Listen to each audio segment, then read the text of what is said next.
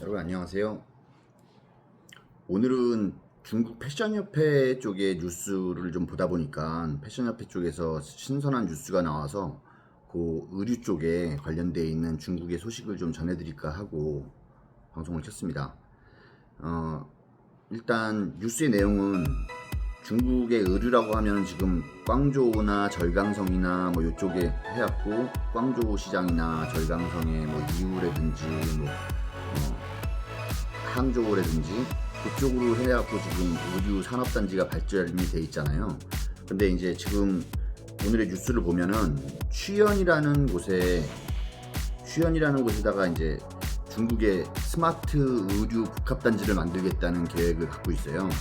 그러니까 이게 지금 발표는 됐는데 추진은 이미 많이 됐더라고요. 그래갖고 이제 저희도 의류 산업에 관련돼서 지금 중국에 의존을 많이 하고 있는데 거기에 발빠르게 대처해야 되지 않을까 하는 마음에서 오늘 여러분들과 한번 얘기를 해볼까 합니다.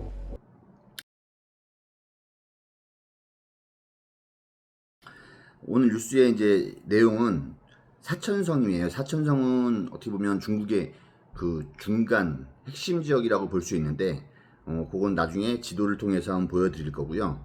사천성 하면은 이제 사천성의 성도는 스촨성의 성도는 총칭이죠. 총칭 중경상립의 중경이라고 하는 우리나라 말로는 중경이라고 하는 곳이고, 총칭이라고 하는 도시인데, 총칭이라는 도시는 굉장히 발달된 도시입니다.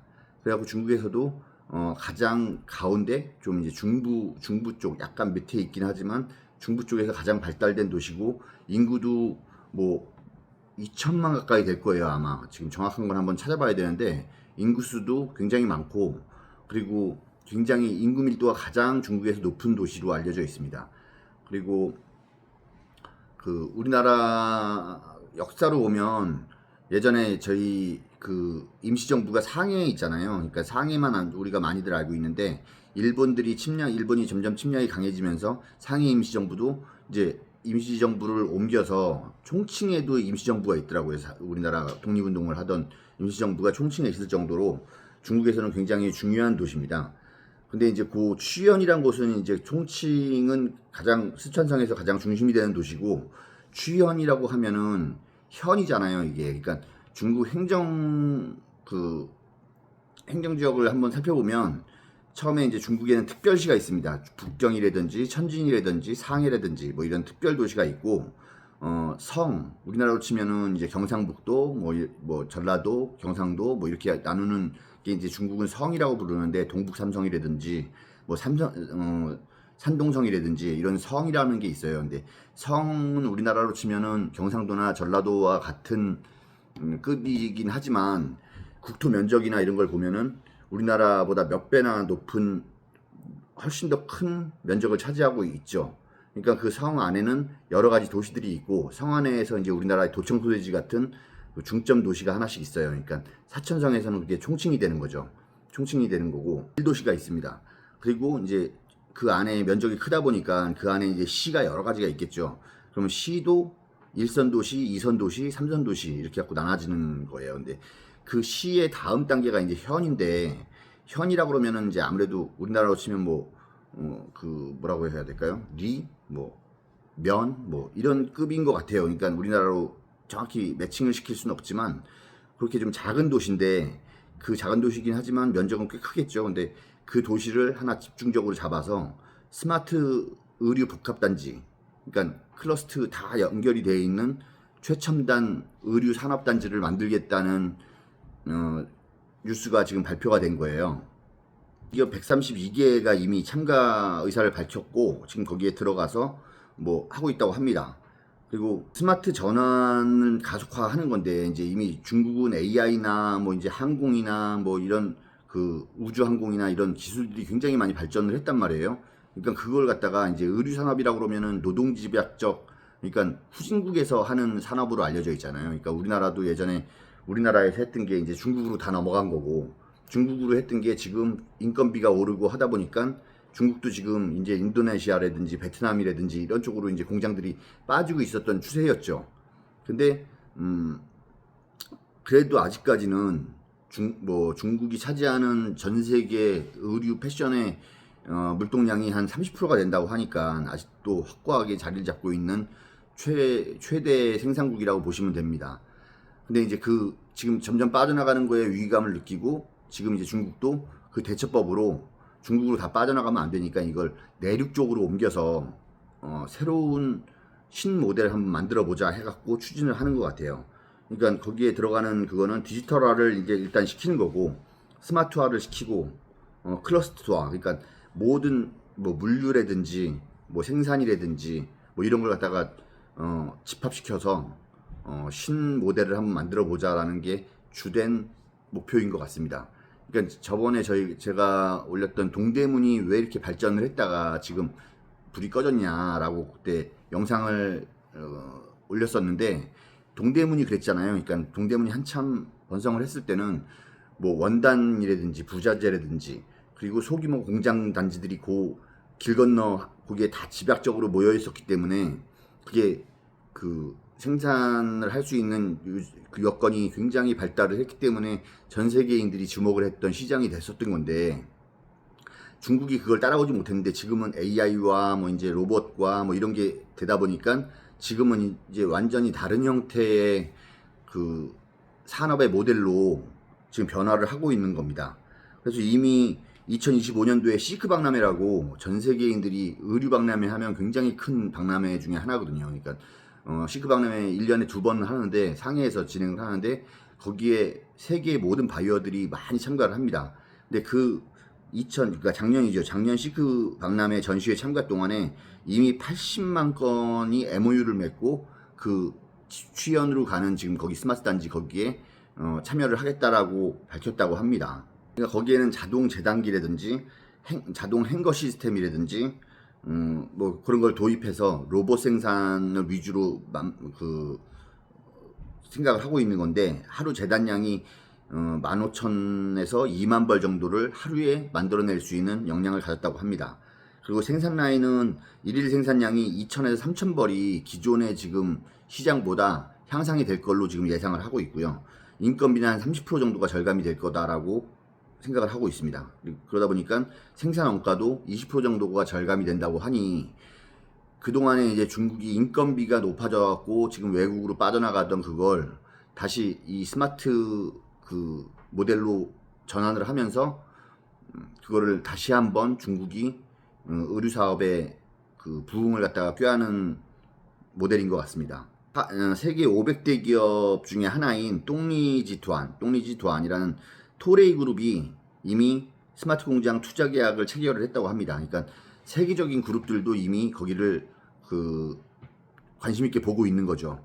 그러니까 거기에 이제 들어오겠다고 의향서를 제출을 하고 이제 거기에 다 달려드는 모양새를 갖다가 갖추고 있습니다. 지금 밸류체인이 이제 보안이 계속 가속이 되다 보니까 뭐 물류라든지 뭐 택배 서비스라든지 온라인으로 연결을 해서 온라인으로 공급을 하는 공급망이라든지 뭐 이런 게 굉장히 발달을 할 거라고 예상이 됩니다. 패션협회에서 밝힌 것도 이제 근데 문제점은 없겠냐라고 했을 때, 이제 거기 중국이 지금 걱정을 하고 있는 거는 자체 브랜드가 약하다는 거예요. 그러니까 중국이 아직까지는 자체 브랜드가 약하고 디자인 역량이 많이 떨어지기 때문에 그런 점을, 그러니까 R&D 재원을 많이 확충을 해서 기술 개발을 계속 추진을 하겠다는 것도 밝혔고, 차 5개년 계획을 수립해서 추진을 하겠다고 하니까 중국도 우리나라 예전에 경제개발 5개년 계획이라고 그래갖고 새마을운동이나 이런 걸 갖다가 보고 많이 예전부터 한 15년 전부터 그걸 따라 했거든요. 그러니까 거기에 벌써 지금 15차 그렇게 됐는데 지금은 뭐 여러 분야에서 그래갖고 고도로 성장을 했죠. 근데 의류 산업도 여기에 끼워서 5개년 계획을 수립하겠다라는 발표를 했습니다. 그리고 패션협회 플랫폼을 통해서 산업자원도 연결을 하고, 그러니까 전략 로드맵을 수립하겠다고 하고 산업교류 플랫폼도 구축을 하겠다고 하는 거 보니 지금 이제 패션협회를 통해서 전 세계에 있는 패션 관련 업체들 이런 사람들하고 어떻게 협력을 할 것이냐 이런 것도 지금 고려를 하고 있는 것 같아요. 그러니까 우리나라 패션 업체들도 거기에 발맞춰서 준비를 해야 되지 않을까라는 생각이 듭니다. 아무튼 이제 이게 만들어지면 단순 OEM 방식의 이제 옛날 생산 기지가 아닌 이제 ODM이라든지 OBM이라든지 뭐 이런 쪽으로 계속 발전을 하겠다는 얘기거든요. 그러니까 ODM은 이제 디자인까지 공장에서 만들어 갖고 제시를 하겠다는 게 ODM이고, OEM은 그냥 생산만 했던 거고, 이제 OBM까지 나온 게 이제 오리지널 브랜드라고 그래갖고 이제 브랜드까지 다 만들어서 그냥 판매만 하겠다는 전략인데, ODM, OBM까지도 계속 발전을 해서 이 의류 산업도 뭐 무조건 후진국에서 하는 사업이 아니고 신모델을 제시한 겁니다. 이제 중국에서는. 그래갖고 선진화된 의류 산업을 갖다가 키워보겠다라는 게 오늘 뉴스의 핵심 내용인 것 같습니다. 그러면 오늘 그 뉴스를 보면서 이제 그걸 한번 분석을 해볼까 하는데, 중국이 해안 도시를 중점적으로 해안 도시 쪽으로 해서 발전을 해왔잖아요. 그러니까 뭐 저 위쪽으로 하면은 뭐 청도, 대련부터 해서 상해, 뭐 천진, 상해 이렇게 내려와서 쭉 해서 이유, 뭐 닝보 뭐 이런 쪽으로 해서 밑으로 가면 광동, 그러니까 광저우, 홍콩 뭐 이쪽으로 해갖고 해안 도시 쪽으로 해서 이런 공장지대들이 다 발달을 했습니다. 뭐 그 이유는 당연히 뭐 물류비를 아끼기 위해서, 항만이 이제 수출 중심의 그 구조였으니까 수출을 하기 위해서는 배로 이제 수출을 해야 되니까 그 물류비를 아끼기 위해서 항구 쪽에 이제 몰려갖고 했죠. 그러다 보니까 항구 쪽에서 이제 돈을 벌고 산업이 발달하다 보니까 그 지역들이 다 발전을 한 겁니다. 그러니까 상해나 뭐 광저우나 뭐 이런 쪽이 다 발달을 했죠. 선전도 마찬가지고요. 그러니까 그쪽이 발달을 하다 보니 이제 인건비도 오르고 거기가 이제 번화가가 되다 보니까 공장지대들이 이제 자꾸 밀려나잖아요. 그러니까 공장지대라는 거는 인건비가 싸고 환경이 좋기 때문에 다 걸로 몰린 건데, 이제 그쪽이 발전하고 이제 인건비도 비싸지고 막 이렇게 땅값도 비싸지고 하다 보니까 이제 생산 단가가 점점 이제 낮아지는 겁니다.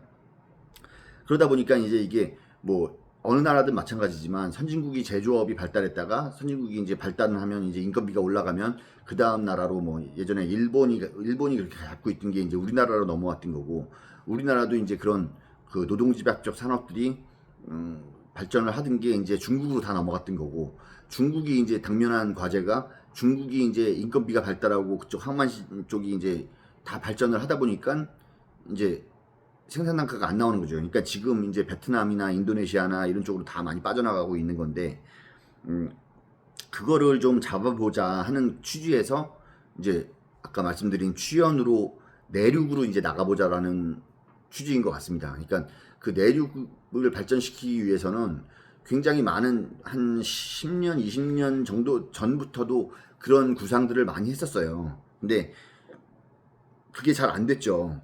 그래서 지금 많이 빠져나가고 있는 건데, 그래도 아직까지는 중국이 그 세계 최고의 이제 생산국이라고 하는 게 연간 약 220억 벌, 약 220억 벌 이상을 생산을 하고 있다고 합니다. 그리고 글로벌 생산 비중을 한 30% 이상을 차지하고 있다고 하니까 그래도 아직까지는 엄청난 규모죠. 아직 어떤 나라도 단독적으로 이 정도의 양을 소화할 수 있는 나라가 없는 겁니다. 그러니까 이제 탈중국을 지금 걱정을 했었는데, 이 탈중국을 구조를 완전히 바꿔서 중국에서 재편을 하겠다, 구조를.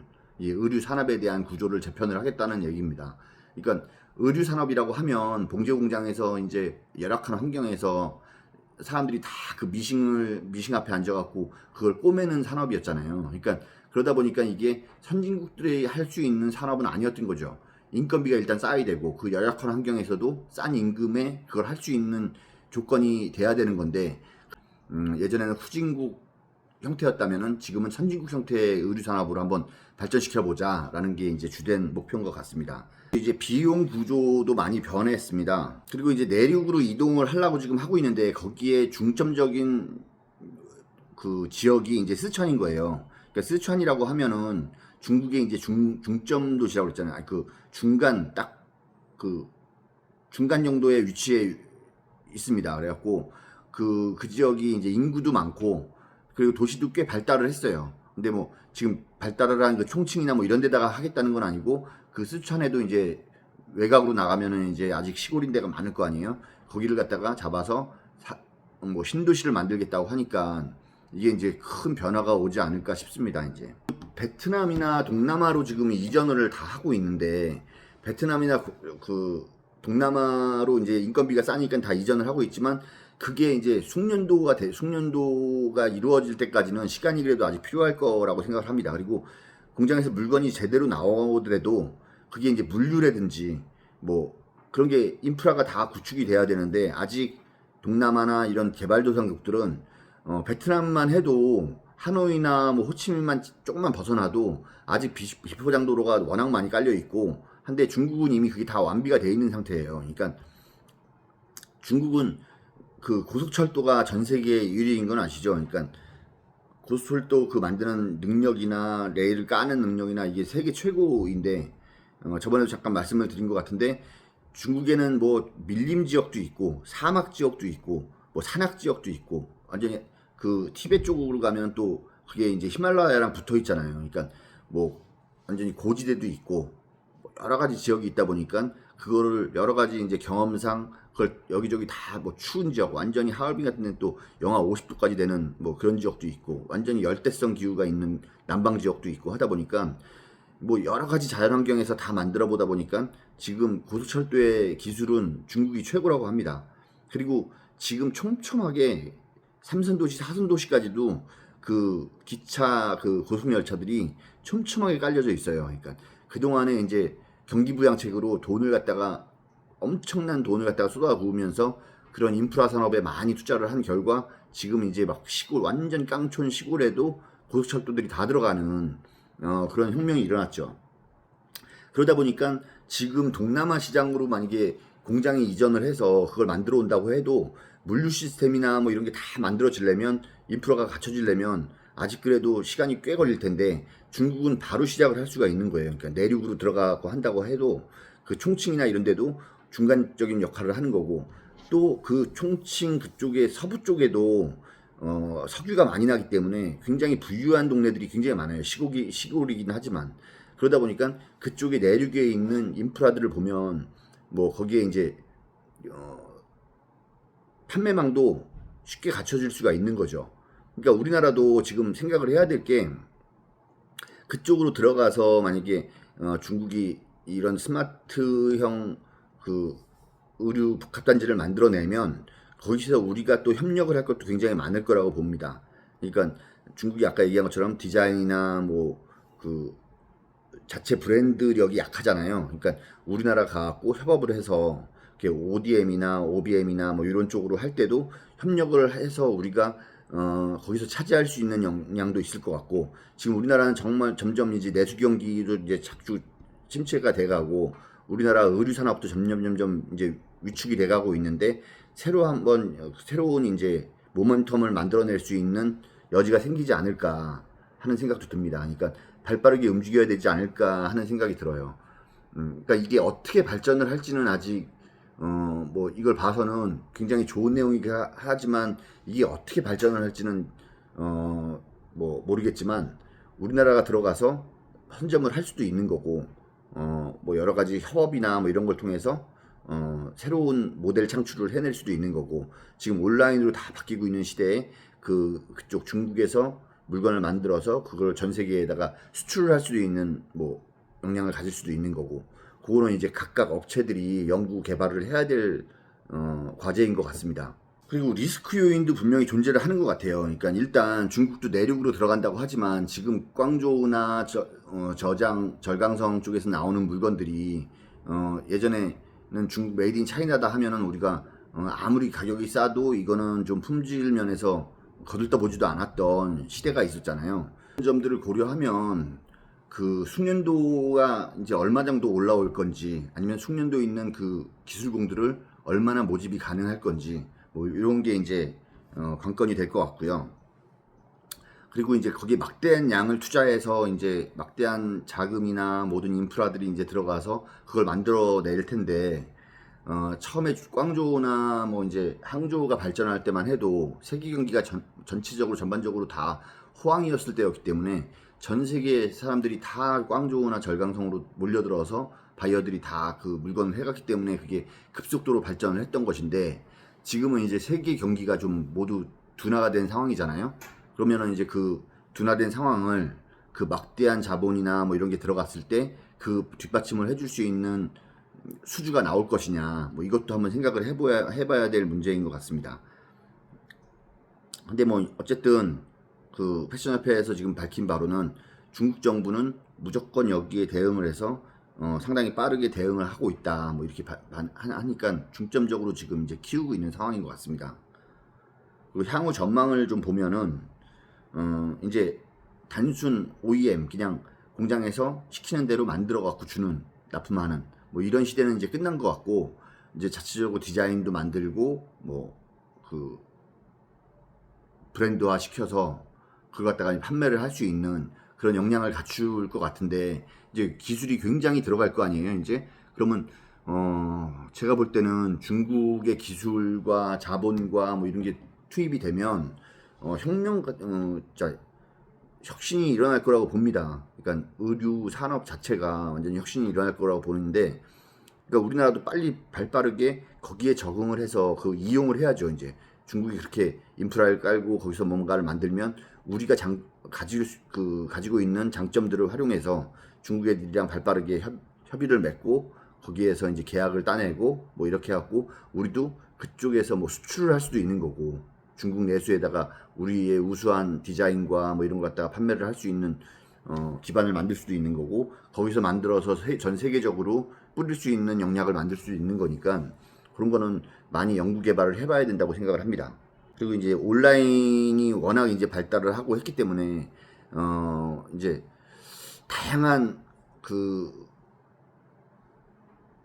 상상력을 동원해서 어떤 플랫폼이 나올지 그런 것도 한번 생각을 해볼 문제예요. 이제는 제가 볼 때는 어느 국가적으로 이게 뭐 메이드 인 코리아다, 메이드 인 차이나다 이거랑은 좀 이제 거리가 있는, 생산하는 지역이 어딘가가 문제가 아니고 어딘가에서 생산을 하든지 간에 그걸 어떤 플랫폼을 통해서 어떤 식으로 유통을 시키느냐, 이게 이제 관건인 시대가 될 것 같습니다. 그러니까 우리도 그런 거에 대한 연구를 많이 해봐야 되지 않을까 싶습니다. 그러면 아무튼 뭐 이제 오늘의 내용을 좀 결론 지어서 이제 정리를 해보면, 첫 번째는 비용 상승이 이제 일단 내륙으로 이제 끌어들인 거죠.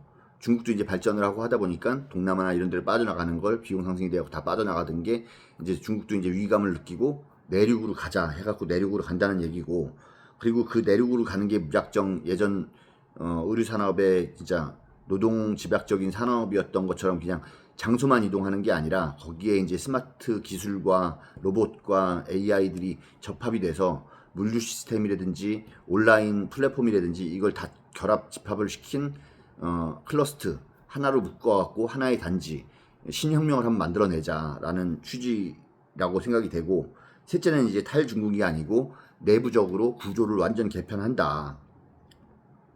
그래서 중국은 앞으로도 의류 산업은 끝까지 잡고 가겠다라는 의지인 것 같습니다.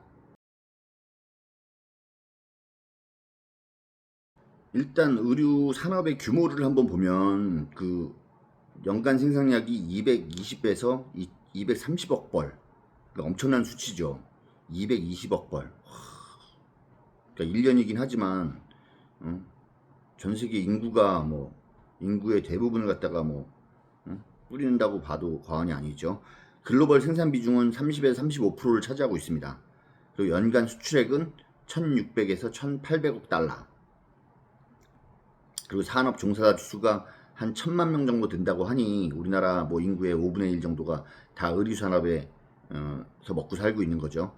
그러니까 섬유 의류 산업의 GDP 기여도는 제조업의 약 5% 정도 내외라고 합니다.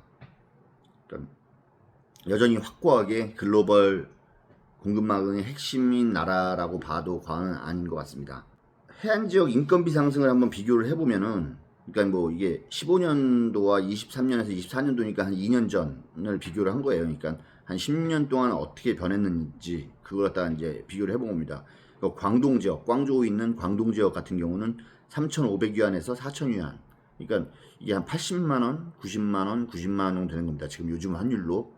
그러면 90만 원이었던 게 지금은 6,500에서 7,500위안이니까 두 배는 안 되지만 거의 뭐 200만 원 가까이 우리나라 근데 우리나라도 지금 소규모 공장에서 이제 개공들이 많거든요. 아직 동대문 쪽이나 이런 우리나라에서 의류 제조를 하는 데 보면은 보면은 그 월급제가 아니라 이제 일이 있을 때는 하다가 뭐 이런 식으로 하다 보니까 우리나라 임금하고 비슷해지지 않았나. 그러니까 우리나라는 이제 지금 의류 생산을 하는 거는 다 밀려난 거죠, 중국한테. 그러니까 이게 8년 동안 했을 때 한 80에서 100%가 상승한 거라고 하니까 중국도 이제 인건비가 굉장히 많이 오른 거죠.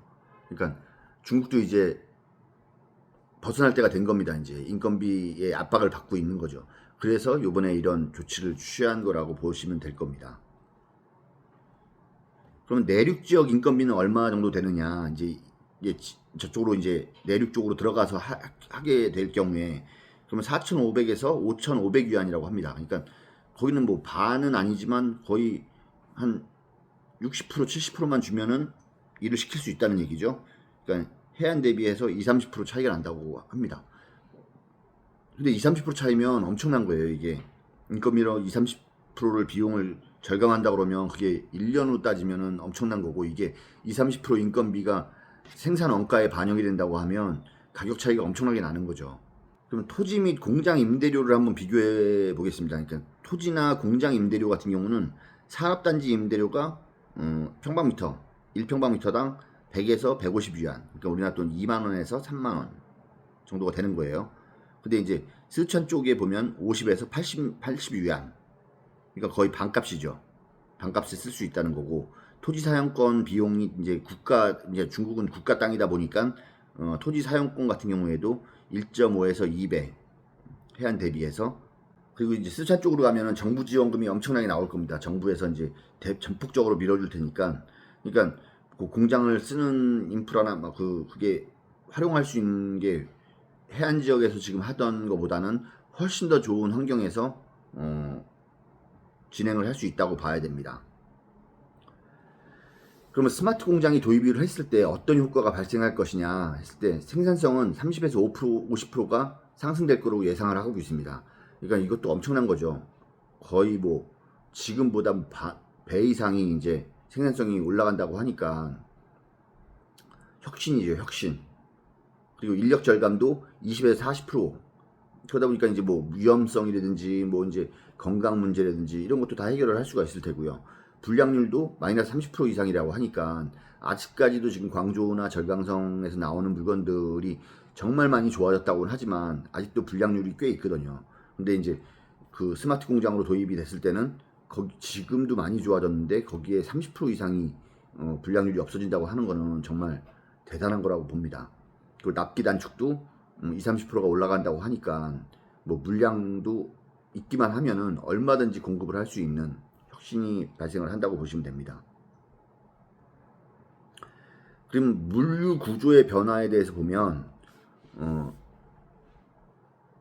철도 물류가 이제 확대가 되겠죠. 지금은 이제 배로다가 다 수출을 하고 있었는데 일단 중국에서 유럽까지 이제 고속열차도 다 연결이 되게 돼 있고 하다 보니까 또 아까 말씀드린 대로 그 중국의 고속열차가 워낙 발전을 하다 보니까 이제 철도 물류가 굉장히 확대가 될 거라고 봅니다. 그리고 내륙 항공의 물류 허브인데 지금 아까 말씀드린 스촨 지역이 중국의 정중앙이라고 보시면 돼요. 그러니까 정중앙이라고 하면 조금 더 위쪽이긴 하지만 그래도 발달된 정도와 인구 밀도와 뭐 이런 걸 다 따져봤을 때 중국의 핵심 중간 역할을 한다고 보시면 돼요. 그러니까 이게 이제 항공 같은 경우도 거기가 이제 물류의 허브가 되겠죠. 이제 중간에서 쫙 뿌려주는. 그리고 전자상거래 물동량도 연 10%씩 올라간다고 하니까 대단한 겁니다. 지금 항저우 쪽이 이제 최고 그 전자상거래 물동량이 많은 곳인데 그게 이제 스촨 쪽으로 내륙으로 들어오면서 이제 그 내륙도 엄청나게 발전을 할 거라고 봅니다. 그러면 내륙이 지금 많이 침체가 돼 있어서 아까 얘기한 것처럼 중국은 저 바닷가 쪽으로 다 발전을 했는데 내륙은 아무래도 지금 아직까지도 발전을 굉장히 못했거든요. 그러니까 빈부격차도 많이 발생을 하고 그 내륙에 있는 사람들이 다 이쪽 해안가 쪽으로 일을 하러 전문지들이 나오고 있었는데 그거를 이제 지역 균형 발전에도 큰 도움이 될 거라고 봅니다. 그러면 동남아로는 해외 이전과를 한번 비교를 해보면 평균 월 임금으로 따져봤을 때 중국 내륙에서 하는 건 4,500에서 5,500 위안이라고 아까 그랬잖아요. 스촨에서 만약에 이제 이 스마트 단지를 만들었을 경우에. 근데 베트남이 지금 3,000에서 4,000 위안 정도 된다고 합니다. 그러니까 베트남하고 거의 비슷한 수준이 되는 거죠. 베트남이 그래도 싸긴 하지만 중국의 인프라라든지 지금 그 숙련도라든지 그 퀄리티라든지 이런 걸 다 계산했을 때는 이게 결코 베트남보다 비싼 게 아니죠. 그러니까 중국에서 이제 물류라든지 이런 게 나쁘다 보면 물류비로 나가는 비용, 뭐 여러 가지 인프라에서 들어가는 비용, 뭐 이런 거 따져보면은 뭐 불량률이라든지 뭐 이런 거 따져보면은 이게 중국이 훨씬 더 내륙으로 들어갔을 때 베트남이나 이런 데보다 경쟁력이 훨씬 있는 조건이 되는 겁니다. 그러니까 생산 인프라 굉장히 좋고 중국은 일부 지역은 이제 베트남은 아직까지도 제한 지역이 많다. 하노이 뭐 그 호치민 빼고는 제가 베트남을 갔을 때도 보면은 아직은 멀었더라고요. 베트남이 워낙 발전을 했다고 하긴 하지만 중국도 완전히 활짝 꽃이 피었을 때 이제 그때부터 날개를 다는 거거든요. 근데 지금 이제 제가 본 베트남은 지금 뭐 빌딩도 이제 높은 빌딩 많이 올라가고 많이 좋아지고 했지만 그게 전체적으로 이제 퍼져나가려면 시간이 그래도 꽤 걸리겠구나라는 생각을 했습니다. 그래서 공급망 완성도도 중국은 매우 높지만 베트남은 지금 만들어가는 단계다라는 걸 알 수 있습니다. 아무튼 이렇게 오늘 중국 패션협회에서 나온 뉴스를 가지고 그 의류계 전반적인 이제 지금 변화를 감지해서 말씀을 드렸습니다. 그러니까 우리나라도 지금 의류 산업이 많이 침체가 되고 있는데 여기에 발맞춰서 다시 한번 도약할 수 있는 기회를 만들어야 되지 않을까 해서 오늘 얘기해 봤습니다. 다음에 또 더 좋은 내용을 가지고 다시 찾아뵙겠습니다. 감사합니다.